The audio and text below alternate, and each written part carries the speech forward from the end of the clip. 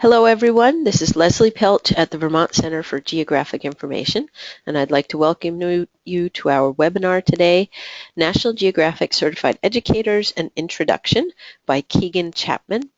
I'm going to start off with just a very brief intro to let you all know that you can always access our recorded webinars by going to the VCGI YouTube page, and you can get to that easily by going to the front page of our website, vcgi.vermont.gov. Looking down to your left below the contact information to connect with us, click on the YouTube icon and you'll see our YouTube channel where all of our recorded webinars are posted. So I'm going to hand things over to Keegan now, and she will introduce herself a little more thoroughly. Great. Well, my name is Keegan Chapman, and I'm hoping that you can see my screen. Yes, looks good. Okay.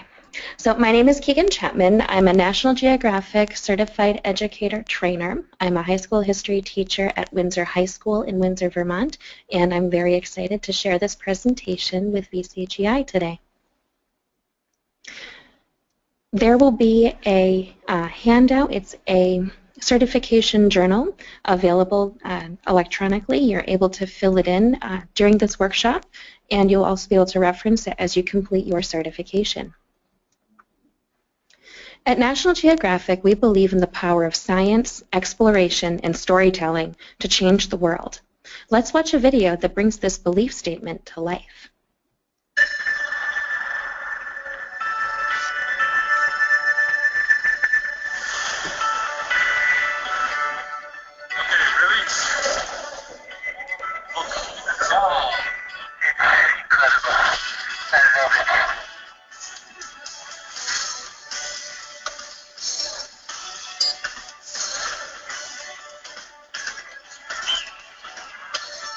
Every person can make a difference. The world needs a lot more conservationists and a lot more scientists.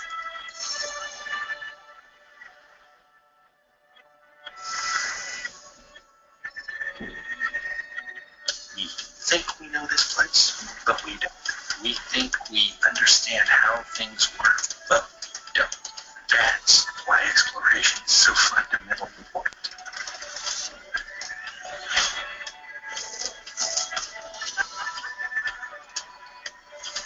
It's about telling a story that resonates with all sorts of people all over the world.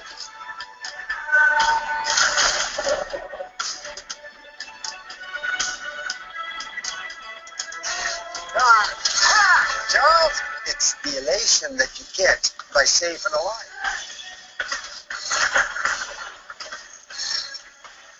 You're not that much older. Yeah. It doesn't matter if I can't feel my fingers. It doesn't matter how my face stings and feels like it's getting sandblasted. It matters that somebody else can feel that by looking at a picture.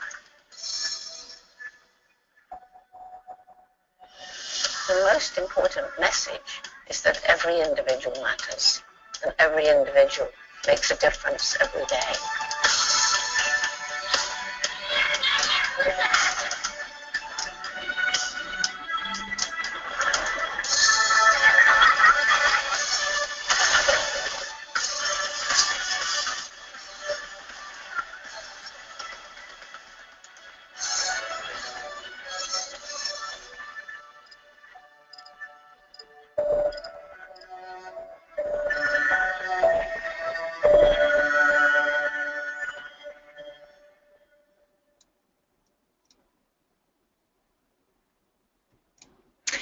Wow, how did you feel? Inspired, powerful, curious? These are just some of the words that other educators have reported when watching the video, and we hope that you feel the same way. You can take a moment and you can kind of react to this video in your journal, and you can kind of reference how you're feeling just to keep it in the front of your mind. At National Geographic, we believe in the power of education. Our purpose is to teach students about the world and how it works, empowering them to succeed and make it a better place.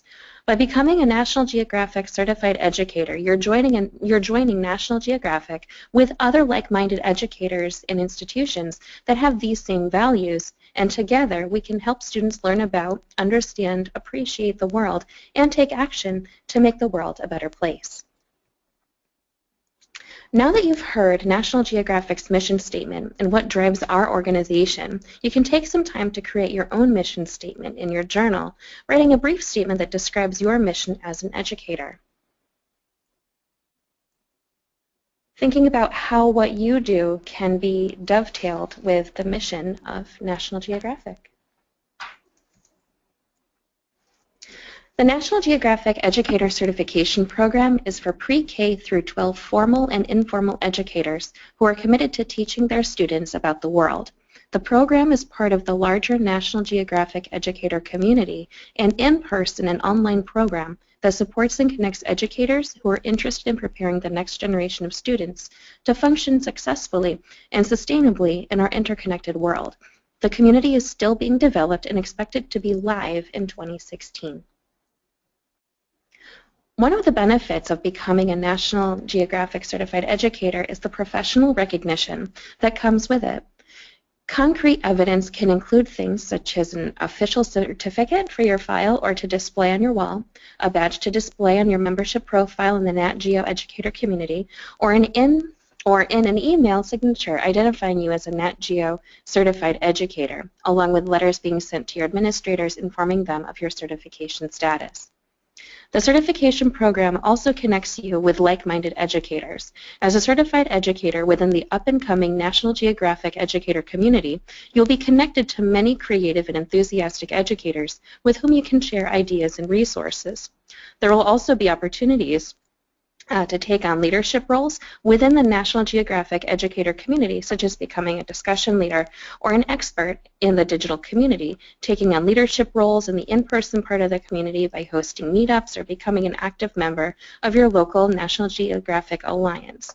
The Alliance Network has been promoting geographic education in all 50 states, the District of Columbia, Puerto Rico, and Canada since 1986, and the alliances can offer in-person professional development and local resources for educators. Other benefits will include discounts on products, sneak peeks at National Geographic programming, and the opportunity to interact with National Geographic explorers, adventurers, photographers, and writers. The certification program has 3 phases, beginning with this workshop. After completing this workshop, you'll move on to phase 2, which involves earning points by completing a set of activities that support you in helping your students learn about the world in exciting ways. Phase 3 consists of completing a Capstone project that demonstrates the impact of this type of teaching on your students and the impact on your learning as an educator. These phases are mapped out on a beta website. It maps out how to do the phases and has links to documents like your journal and other forms you'll need. We also have a Google Plus community for our beta testers. You'll need to have a Google account to join. This is the place to ask questions and see examples that will help you complete your certification as well as connect with beta testers around the world. You'll receive an invitation to both the website and community after this workshop. The focus of this workshop is teaching students about the world and is a brief introduction to National Geographic's philosophy on how to teach students about the world and how it works. It sets the stage for the changes in teaching practice that result in empowerment and successful students that will make the world a better place. We believe students should have an understanding of both the human and natural worlds. Understanding the human world means knowing how cultural, political, technological, and economic systems function. Understanding the natural world means knowing how Earth's physical and living systems function. We also believe learners should have an understanding of how human and natural systems interact. Students should also understand how these systems function across scales in local communities at regional and national levels and at the global level. Students should also be able to use different perspectives to understand the world. These include the historical, cultural, geographic, geologic, ecological, and political and economic perspectives. National Geographic believes a well-rounded education is vital to preparing current and future generations to think critically, to see the implications of their actions, and to live peacefully and sustainably in the modern world. Let's look at some teaching examples that prepare students to become future informed citizens and decision makers.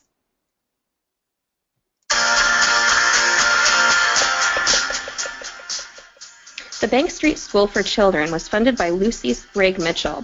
It's an early childhood through 8th grade school in Manhattan affiliated with the Bank Street College of Education. The Hudson River Project is what you're seeing here. When working with young children, begin with what is close and accessible.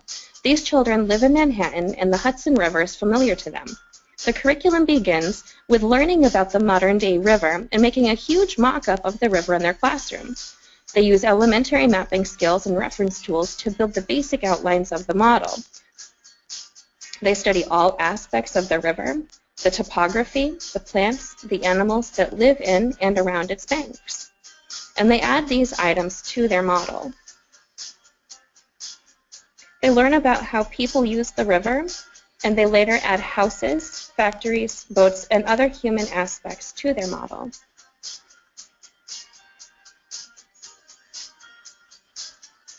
They take field trips to the river to conduct observations and paint and sketch or interview people who live and work on the river.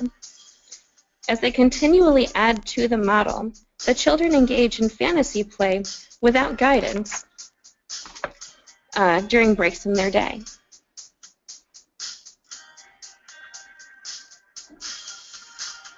Thinking locally, are there Vermont locations where you could do a similar project with your students? How could this be accomplished?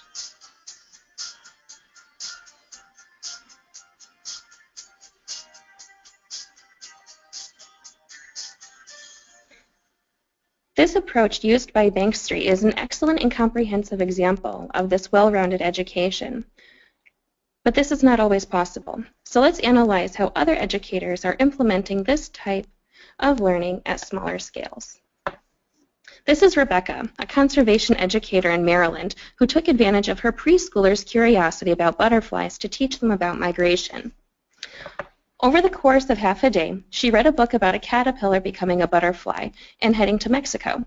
She talked to her students about how far it is to Mexico and asked them how long they thought it would take to get there. They talked about the butterfly migration to Mexico, why it's important, and what is happening now with the butterfly migration. Then the kids were given butterfly puppets to decorate, and they went out to their own around town migration around the school. They flew to Mexico around the school and stopped to rest and drink before making it home again after the migration. Rebecca would like to take this activity a step further by finding a preschool in Mexico where she could send the butterflies to migrate for the winter and have the students there keep them and communicate with her students throughout the year. They would then send them back to Rebecca's students when it's time to migrate back to the U.S. This is Crystal. She taught her 5th graders in New York about world population and wealth distribution. With a 1-hour role-playing activity that involves cookies, she divided her classroom into clearly labeled continents with the exception of Antarctica. Using population statistics, assigned different sized groups of students to sit in each continent based on its population. Students then discussed what they noticed. Cookies were placed in front of each continent of students to represent world wealth based on percentage of world GDP. Students communicated the data through graphs and discussed potential problems and solutions that might be considered around topics such as world migration, war, and inequality. At the middle school level, we have Kevin, who incorporated global water issues and service learning into his math class by organizing a Walk for Water fundraiser in Colorado. This project started when a student who worked on a global clean water access and life expectancy project inspired the class to collaborate together to raise money around global water issues. Kevin and his students had his students problem solve around a math problem involving a walkathon fundraiser and connected it with the idea of having students walk with water. Students spent a month creating pledge plans. By using equations and asking neighbors for pledges for each gallon they would eventually carry, students were able to make predictions about how much money they could raise to build a well in Rwanda. Empowered by their ability to make a real contribution, Kevin's students walked 3.5 miles to a nearby river and collected as much water as they could. They walked back with the water to fulfill their pledges and also to see what it was like for so many women and children around the world bringing water to their families and communities each day. All his students made it the 7-mile round trip and carried 100 gallons of water, raising over $2,500. Also at the middle school level, we have Natalie, a middle school science and social science program coordinator for the Illinois School District. She brought the Flying Classroom program to her district, which was created by pilot and National Geographic emerging explorer Barrington Irving. Barrington is the first African American and youngest pilot to fly solo around the world. His program allows students to virtually follow him around the world as he completes STEM missions from Shanghai, China to Sydney, Australia, and back to the United States. Not only did they use his curriculum, but they Skyped with him from Shanghai, and he flew in to visit their school STEM fair.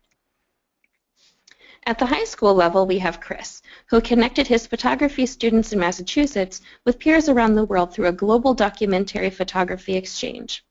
With the help of an organization called iEarn, Chris developed a 3-week global collaborative project to allow his students to create and tell stories about their daily lives by sharing photographs with peers around the world. Participants agreed to simple themes like, how did I get to school, where I live, or on the streets. They were given a week or two to make their images, and then they collaborated together in class to identify their best photos, write captions, and post them in a private online forum or by email. Next, they viewed the work done by their peers in other countries and responded to it by making observations, asking questions, creating connections, and making new friends.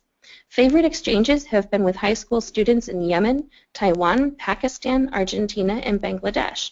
And as you can see, this type of learning can be incorporated across grade levels and in many different ways. So now we'd like you to think about how you teach your students about the world. You can use this time in your journal to write down an activity or lesson plan that you've done or that you've heard about that might help students think more about their interconnected world and to get them thinking at local and global scales.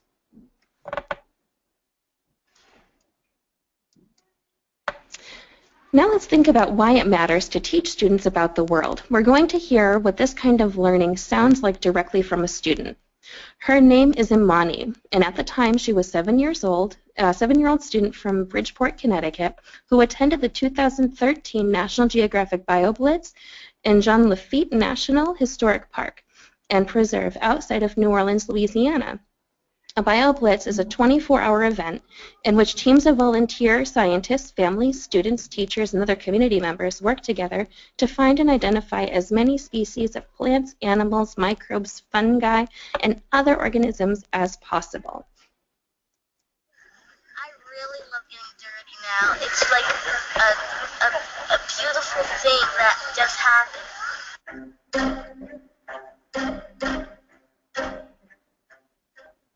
My name is Imani Laporte and I am 7 years old. I'm going to tell you about my experience about BioBlitz. I traveled to New Orleans, Louisiana for BioBlitz 2013. It seems like it took forever. We went with the park ranger Stacy in the bayou at Jean Lafitte National Park to do an inventory. An inventory is when you go out with a scientist or a park ranger to discover animals you've never seen before. I saw a snake, a turtle, and a newt. I let the newt crawl my hand to my arm. When the newt went on my arm, it tickled. It was so ticklish. That's all I could say. I fell in the mud too. It was really gross. There were spiders and everything.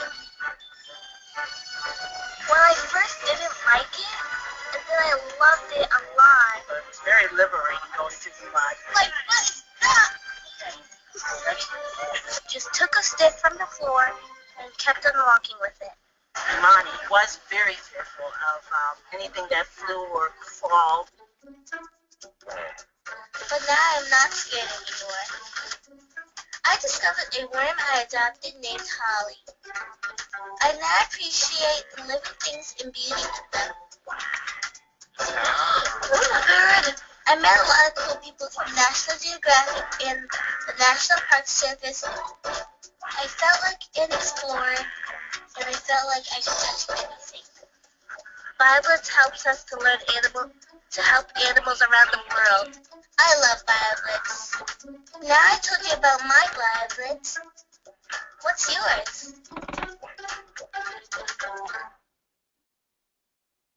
As you can see from this video, participating in a BioBlitz changes the way Imani feels about the outdoors and animals, got her excited about learning, and made her feel like an explorer.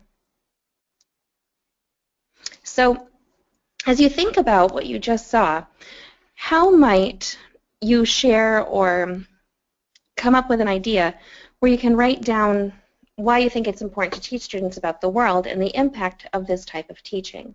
This would be a great time where you can kind of share an idea or email other colleagues that are like-minded.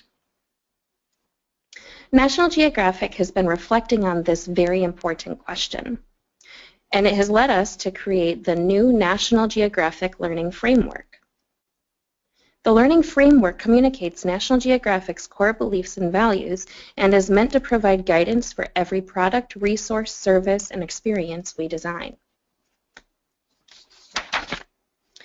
We have built the learning framework around a set of learning outcomes that define what children and youth can learn and do at various ages, from pre-kindergarten through high school. To determine these learning outcomes, we dug deep into national standards and key subject areas.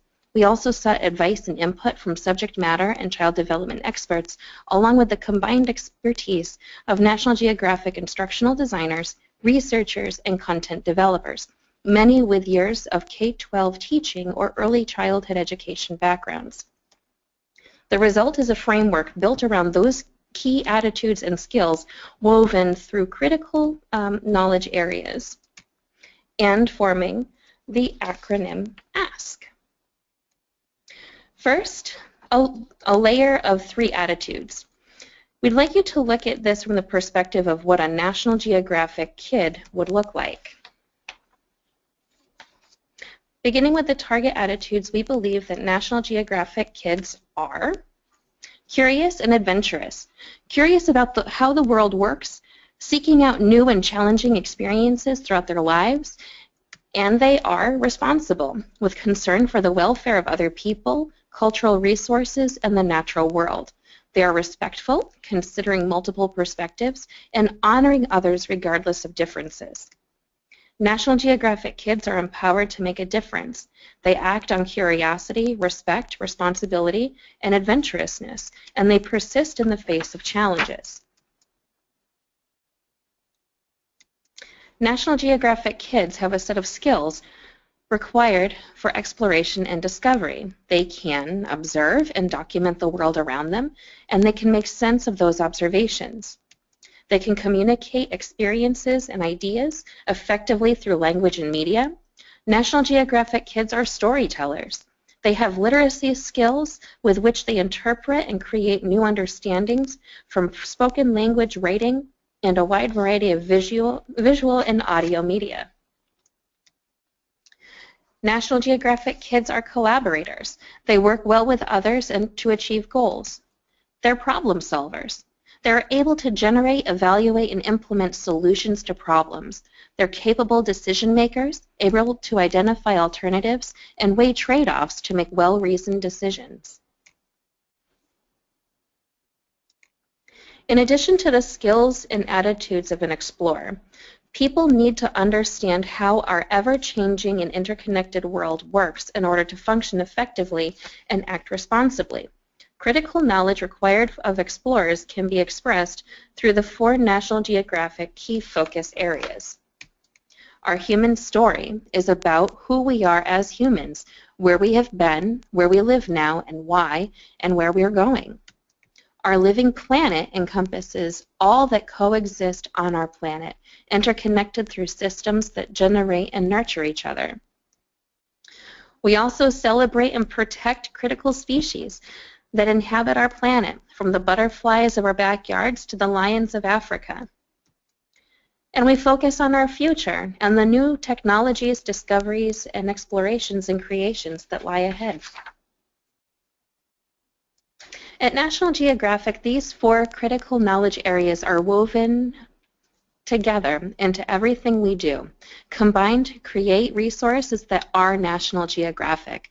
We believe that these knowledge areas cannot stand alone, but that they are always interconnected. And we believe it is critically important that children and youth, people of all ages, recognize this interconnection in order to be global citizens.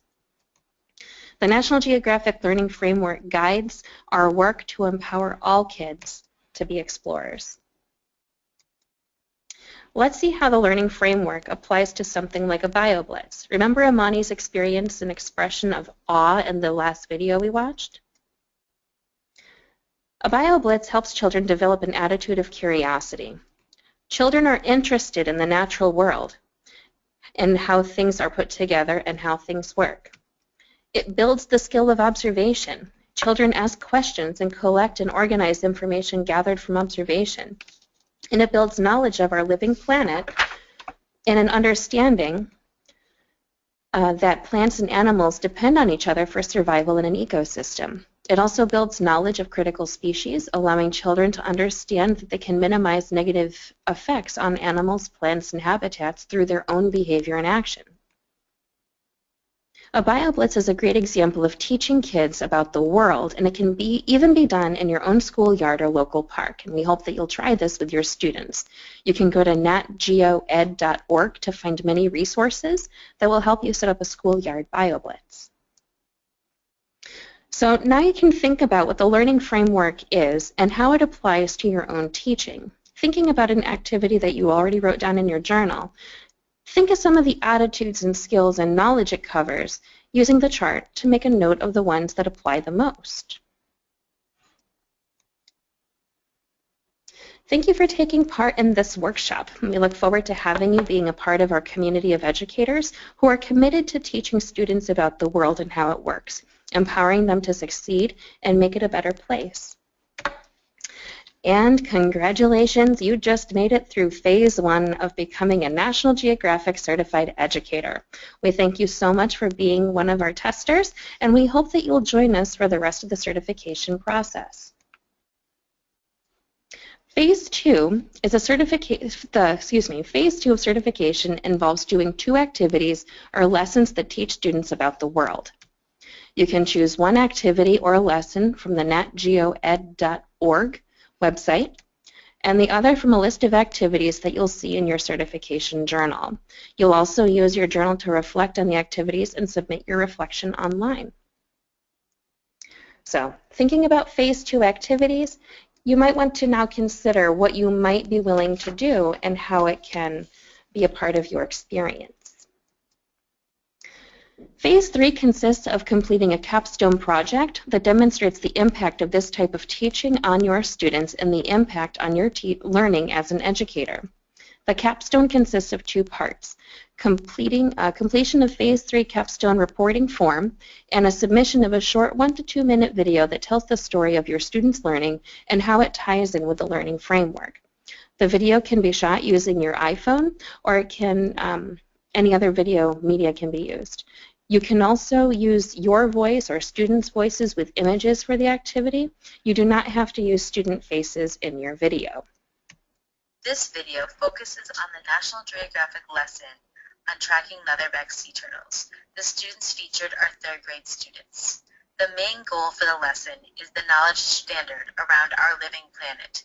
Children analyze and interpret maps to describe patterns of Earth's physical and cultural features. The lesson asks students to examine what routes leatherback sea turtles travel. The lesson started by students brainstorming what they already knew about leatherback sea turtles, since our school focuses on leatherbacks in grades kindergarten through 2nd grade. When students generated a brainstormed list about what they knew, we watched a short video from sea turtles about turtle migration, both to pique the curiosity of new students and to remind students about why we celebrate and help such an endangered species. Students then drew conclusions from the real-time data from the Sea Turtle Conservancy website that shows the paths that the tagged leatherback sea turtles were taking. Students mapped that data as well as the migration paths that other non-Caribbean-based leatherbacks take, such as our local leatherback turtles that travel between the Monterey Bay and Indonesia. and the leatherbacks that travel between the Pacific coast of Costa Rica and the Galapagos Islands. Then students use that data to map out the different paths on a physical map of the United States as well as a map of the world. They were able to then use that information to draw conclusions about why knowing the migration paths of animals, such as leatherbacks, is important, as well as how this type of data helps scientists. Because of our school's focus on leatherback sea turtles, students immediately saw the connection between the lesson and learning that comes about critical species, as well as looking at the attribute of responsibility. What was their role and the role of scientists in the conservation of leatherback sea turtles? So you can see from that example that this framework really supports what many of us are already doing in our classrooms. The certification program has 3 phases, beginning with this workshop. And now that you've completed the workshop and observed this webinar, you have the option to sign up to complete certification. Please email me. My email is keegan.chapman@gmail.com, spelled KEIGHAN.CHAPMAN@gmail.com, and I'll be happy to send along your interest to National Geographic, and they will support you with instructions on how to begin phase 2. At this time, I would normally accept questions, but since this is a shared webinar, I will just simply end with thank you and happy geography.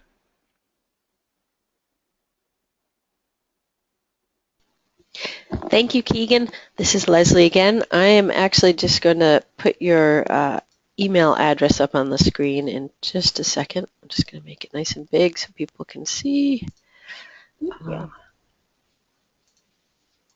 Okay. We'll switch it back over to me. And okay, so thank you very much, Keegan. That was really interesting, and I hope that people are inspired to become National Geographic Certified Educators. It sounds like a really neat program and offers a lot of great resources. So if you are interested in continuing on with this program, now that you've seen this initial workshop, please contact Keegan, and she will send you an invite and get you started on your way. Thank you to Keegan for doing this, and I hope that everyone has a great day. Do you have anything else to add, Keegan? Nope, that's it. Thank you very much, Leslie. Okay, thanks everybody. Have a great day and keep teaching kids about the world.